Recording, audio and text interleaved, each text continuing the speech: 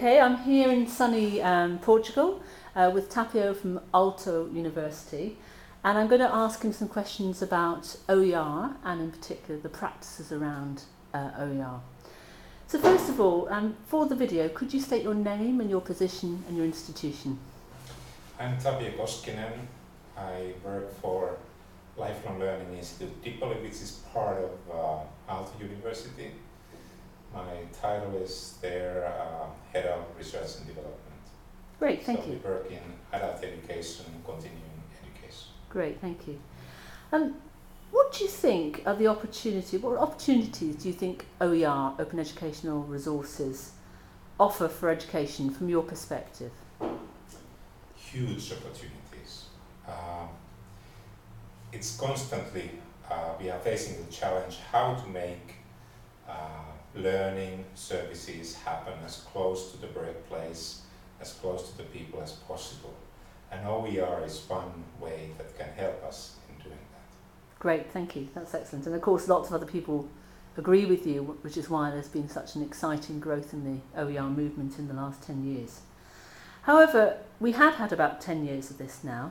What do you think are the key challenges in terms of achieving this vision? When you say 10 years, it sounds a long time, and that's true. But still, we don't have many organizations where this is taken mainstream. No. So it's still about change. It's about enabling change. It requires courage, it requires ambition, it requires commitment, time and resources. And these are not easy to achieve. No, I agree with you totally. I think those are some of the key issues. As you know, as part of the OPAL project that you're also involved with, we've been trying to articulate the notion of practices around OER with the belief that if we can articulate them, we can use them as a way of better using OER. And we've developed 4 dimensions, practices to do with strategy and policy, barriers and success factors, tools and tool practices, and skills development and support. What are your views on these dimensions we've developed, and do you think there's anything missing?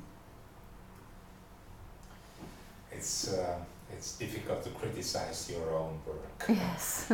I think I would emphasize the importance of support. Mm-hmm. Providing support structures within the organization, providing support for those who are willing to try the new things and develop their teaching and service provision. Great, thanks. And obviously Aalto is going to be leading in terms of the translation of these dimensions and the model that you've led on developing in terms of locating these into a set of practical, tangible guidelines that can be used by different stakeholders involved in OER. Can you share with us some of your initial thoughts about what will those guidelines look like? How might they be used? I would rather talk about recommendations. Sure, guidelines. that's fine. And those recommendations that apply to specific situation and specific organization depends, of course, on the context where we are in. And the guidelines that we are preparing in OPAL, they are not going to be recipe for success in every possible situation. They are going to be based on good practices that we have been able to identify in institutions that we know of and case studies that we are aware of.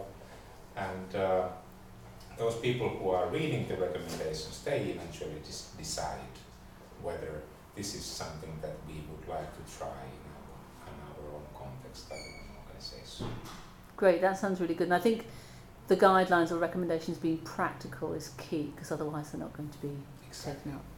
And finally, are there any other thoughts you have or anything else you'd like to add? I think OPAL is a great project. I'm a big believer in openness in everything, and openness in education, I think, is the first step we need to take if we want to proceed towards the real knowledge world and knowledge societies.